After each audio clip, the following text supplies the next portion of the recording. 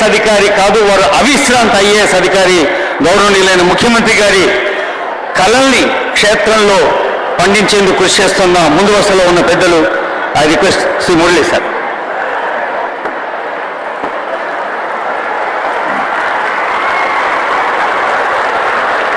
గౌరవ మేలు మన ప్రియతమ ముఖ్యమంత్రి వర్యులు రేవంత్ రెడ్డి గారు, అట్లాగే వేదిక మీద ఉన్న పెద్దలు, గౌరవనీయులు మంత్రివర్యులు శ్రీధర్బాబు గారు, గౌరవనీయులు ప్రభుత్వ సలహాదారు కేశవరావు గారు, సో ఇతర పెద్దలు ఎంపీలు, ఎమ్మెల్యేలు, ఎమ్మెల్సీలు, సో అట్లాగే అధికారులు, ముఖ్యంగా విద్యార్థులందరికీ కూడా పెద్దలకు నమస్కారము.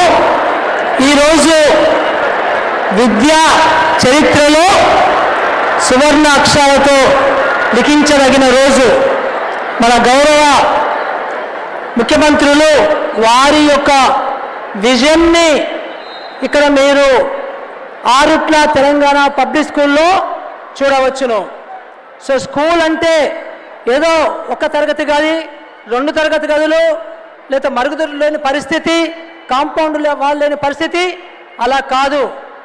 సో స్కూల్ అంటే బంజారా హిల్స్లో, జూబ్లీ హిల్స్లో పెద్ద పెద్ద వాళ్ళు చదువుకునే పెద్ద స్కూళ్ళకు సంబంధించినటువంటి సౌకర్యాలు ఎట్లా ఉన్నాయో మన ప్రభుత్వంలో స్కూళ్ళలో చదివే పిల్లలకు కూడా అలాంటి సౌకర్యాలే ఉండాలి అని ఒక దార్శనికతతో మన ముఖ్యమంత్రి గారు తెలంగాణ పబ్లిక్ స్కూల్ అనే ఒక కొత్త వ్యవస్థకి శ్రీకారం చుట్టడం జరిగింది.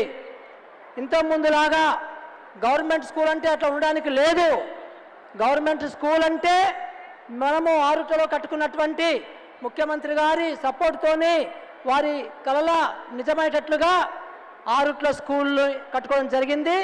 ఈరోజు ఆరుట్ల స్కూల్లో మనకి మీరు ఒక పెద్ద ప్రైవేట్ కార్పొరేట్ స్కూళ్ళు కంపేర్ చేసేట్లయితే అక్కడ ఏమున్నాయో ఇక్కడ అన్నీ ఉన్నాయి, ఒక్క స్విమ్మింగ్ పూల్ తప్ప. సో మరి ఈరోజు ప్రభుత్వ స్కూల్ ఇట్లా ఎందుకు ఉండకూడదు అనే ఒక కొత్త నినాదంతో మన ముఖ్యమంత్రి గారు ప్రతి మండలంలోని కూడా అన్ని స్కూళ్ళు ఇలాంటి సౌకర్యాలతో ఉండాలి అనే ఒక కళతోని ముందు సాగడం జరిగింది. సో ఇక్కడ ఏంటంటే మేము చెప్పేది, మనకి ఇలాంటి ఎన్విరాన్మెంటు ఒక అన్ని సౌకర్యాలు ఎన్విరాన్మెంట్ ఒక పార్ట్ 1 అయితే, పార్ట్ 2 విద్యకు సంబంధించినటువంటి నాణ్యత, విద్యకు సంబంధించిన ఎడ్యుకేషన్ లెర్నింగ్ అవుట్కమ్స్, అది ఒకటి ఇంకా మనం బిల్డ్ చేసుకోవాల్సిన అవసరం ఉంది. దీనికి మన దగ్గర బ్రహ్మాండమైనటువంటి విద్యార్హతలు ఉన్నటువంటి టీచర్లు ఉన్నారు. సో ఆ టీచర్లతో పాటుగా పీడీలు, పీఈటీలు కూడా ఉన్నారు.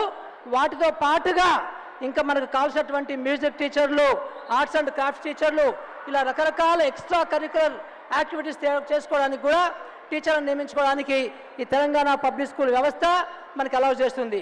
సో ఇలాంటి స్కూళ్ళు ప్రతి మండలంలో కట్టాలని చెప్పేసి ప్రభుత్వం యొక్క ముఖ్యమంత్రి గారి యొక్క ఇన్స్ట్రక్షన్స్ ఉన్నవి. ఇప్పటికే విద్యాశాఖ మేమందరం కూడా దాని మీద పనిచేస్తున్నాము.